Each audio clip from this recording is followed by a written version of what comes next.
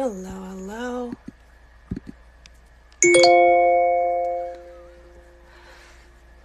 How's it going, guys? Wait for a few more people to join. There's two things that I kind of want to address.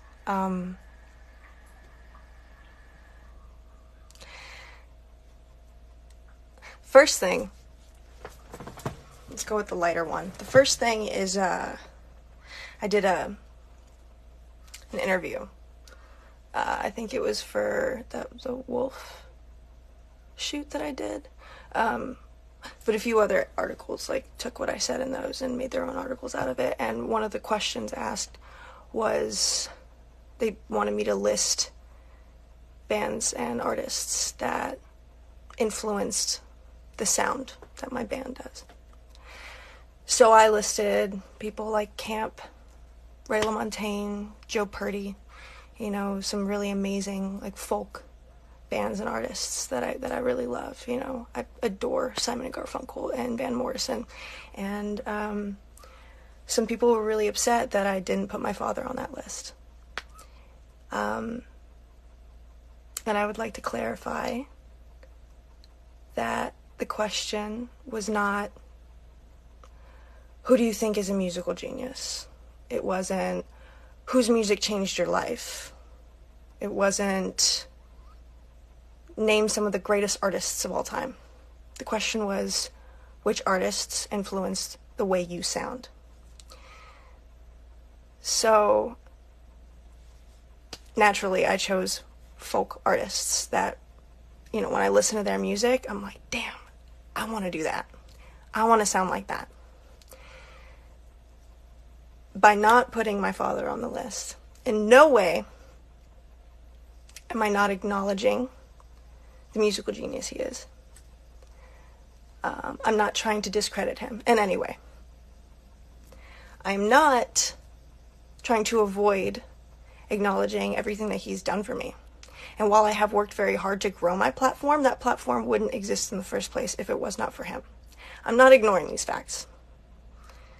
I'm simply listing the bands that affect my sound. That was the question.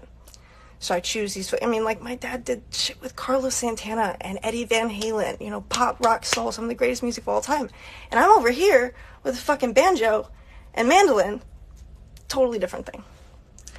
So that's where I was coming from, and I'd like to clarify that. The bands and artists that I listed, that's where I feel I get my sound from. But also at the same time, being musically inclined and having the musical intuition that I do, that comes from my father. And I acknowledge that, and I'm grateful for it, and I respect it. So there's that. And I hope you guys understand where I'm coming from when I list these amazing folk artists. When I'm talking about where does my sound come from. So, the second thing is,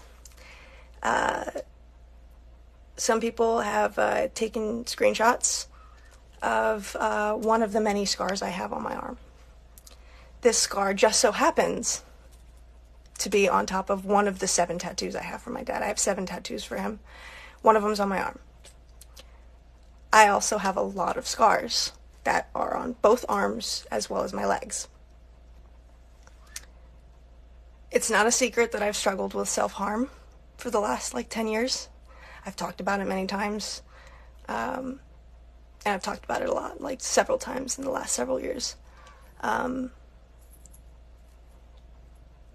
And I want to say it's been almost 2 years since I last hurt myself, cut, burn, whatever.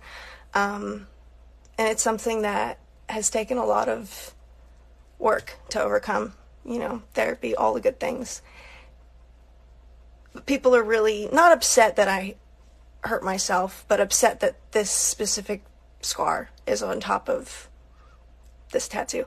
And I'd like to clarify that it has nothing to do with him. It has nothing to do with the tattoo. It has everything to do with me, my struggles, my issues with self-harm that I have overcome and that I am still overcoming. It has been a long time. since I've last hurt myself.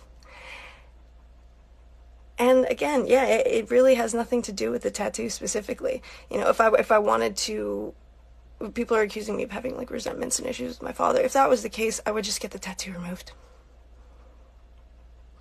You know, or all 7 of them removed. Like this is my shit.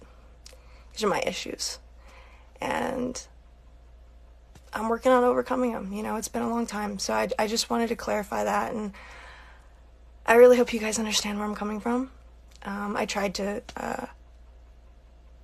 clarify it shortly in like a comment on Instagram on someone that is like exposing or something like that. That's like their tag is like exposed. And they said stop being a victim. And I'd like to clarify that I am not a victim in any way.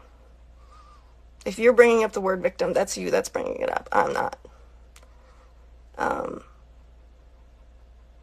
Me Make Space just said that you need to, it's sad you have to explain yourself. You know what? I don't have to explain myself, but I think it's important to clarify. So, that's where I'm at. I'm happy. I'm the happiest I've been in a really long time.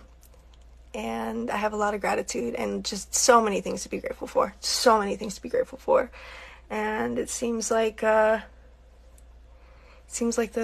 EP is doing well. You guys are really fucking supportive. And I'm gonna start crying. It means the world to me that you guys like my music. So I'm gonna that's all I got. I'm gonna calm down, drink my coffee and vape and not cry on live, because that's lame. No, it's not lame. It's okay to cry. But yeah, I understand that not everybody's gonna understand what I'm coming from, where I'm coming from, and what I'm trying to say, and that's okay. I don't expect everyone to, you know, get it. But you know, Geronimo is one of the songs of mine that talks about self-harm. And it's a weird full synchronicity. But yeah, to those of you out there that are struggling with it, struggling with pain, and just life, because life can really suck sometimes. I used to be in a place where I didn't think it was ever going to get better, that I was never going to feel happy. And it did.